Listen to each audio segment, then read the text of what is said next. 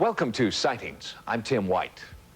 Enter a new location in the annals of UFO hotspots, the Holy Land.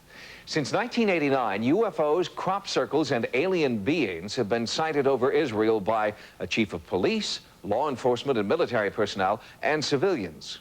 The first-hand accounts, as told to our sightings investigative team in Israel, bear an uncanny resemblance to encounters here, half a world away. For decades, ufologists have postulated that many biblical passages and ancient inscriptions may have been the ancient world's way of documenting UFO sightings and extraterrestrial contact. And now, those same researchers claim that there is new and compelling evidence that UFO encounters in the Holy Land are not just ancient history. People who have been studying UFOs seriously have reached the consensus that the angels of the Bible are returning, and these are the aliens of Israel today. The most recent UFO flap is occurring here, in a quiet rural area near the coast of Israel. In March 1993, strange things began to happen in a little town called Kadima. The strange things that Israeli ufologist Doron Rotem has documented have a familiar ring to American ufologists. Between March of 1993 and June of 1993, there were at least 5 visitations in Israel. The first publicized landing was at Tziporet Carmel's backyard. It was just amazing. And I looked at that site, and I thought to myself, what could this be? The last thing Tziporet Carmel thought was that her home's backyard had been the site of a UFO visitation. It was not until 4 other women came forward, women who did not know each other and had not heard each other's stories, that Tziporet realized that she was part of Israel's greatest modern-day UFO encounter. These are not women who have any ulterior motive whatsoever. They have nothing to gain by it. It was a Saturday morning. I woke up very early. I looked at the alarm clock, and it was 6:30 in the morning. I was asleep and woke up very early Saturday morning. I heard a loud bang. I was afraid to go downstairs and check it out. I preferred to wait until daylight. It was 3 o'clock Saturday morning. I woke up with the noise of my dog barking. I went to the door near the window. Inside the house it was dark, but outside it was light. I opened the curtains and I saw a big giant image staring at me. His face was more oval-shaped. His eyes were shiny like a stoplight, glittering. His nose was very small like a dot. I tried to get to him. Instinctively, I raised my hand to push him away, but it was like pushing against a wall. And all around, there were as if flickering lights. He didn't say anything to me, but I heard a voice in my head. It was like telepathy. And the voice said, "Go away. I could smash you like a little dog. Go back to your husband." And I got, so to speak, an answer in my head, in English, that this is the way it should be. Before I could move, he disappeared. We have 5 women who don't know each other describing the same bald-headed giants. They could have described little ones, green ones, red ones, humanoid ones. They had infinite possibilities of descriptions. They all described the same 7-foot, bald, round-headed creature.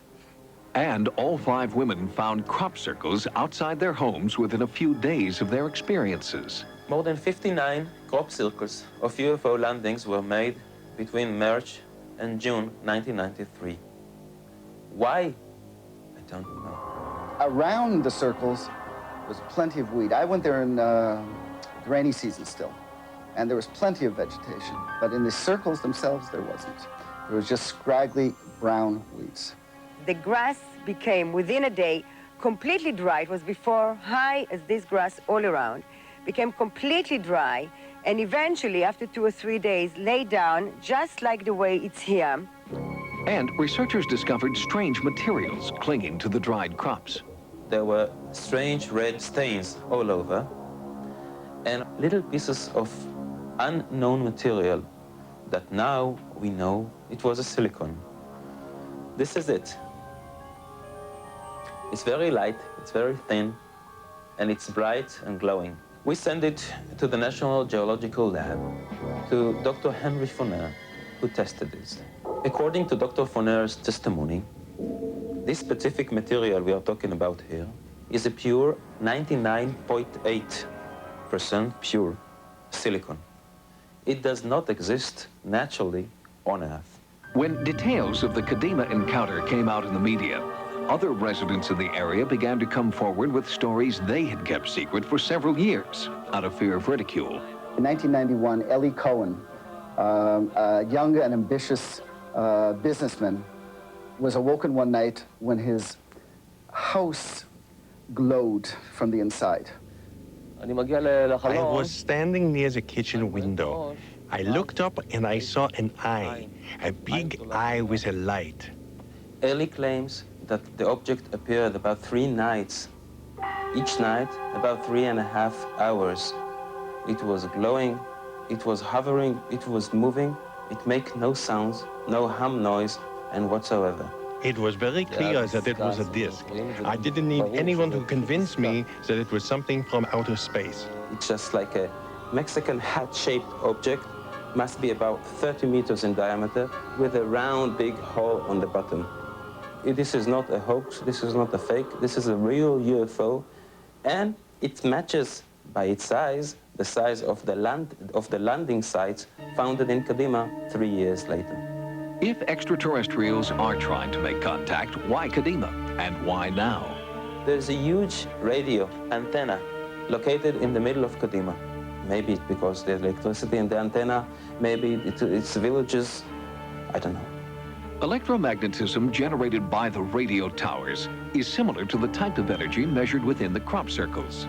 But the energy here appears to be stronger, causing instant physical effects in some of the women.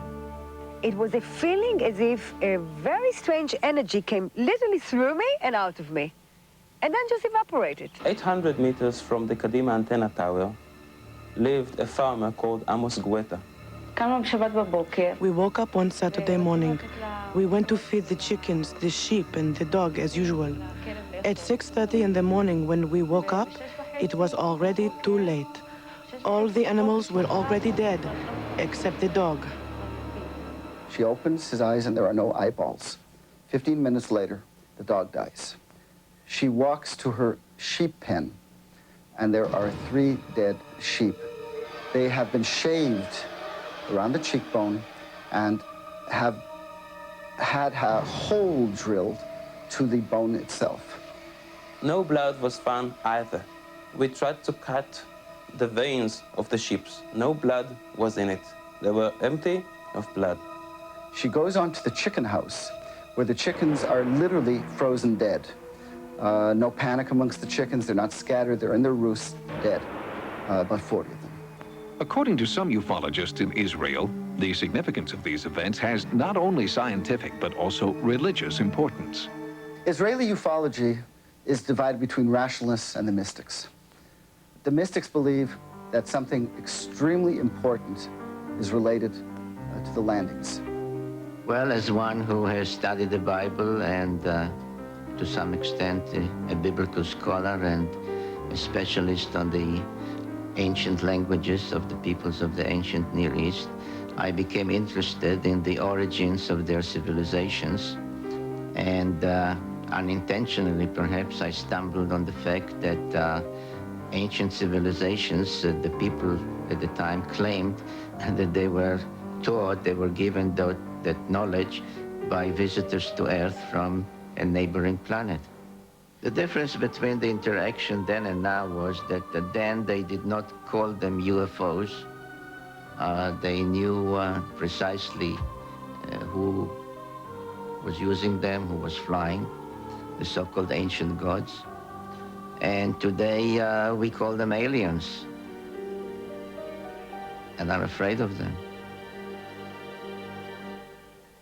The pattern of sightings in Israel continues. There have been additional reports of crop circles, UFOs, and cattle mutilations. We'll bring you more from the Middle East on an upcoming edition of Sightings.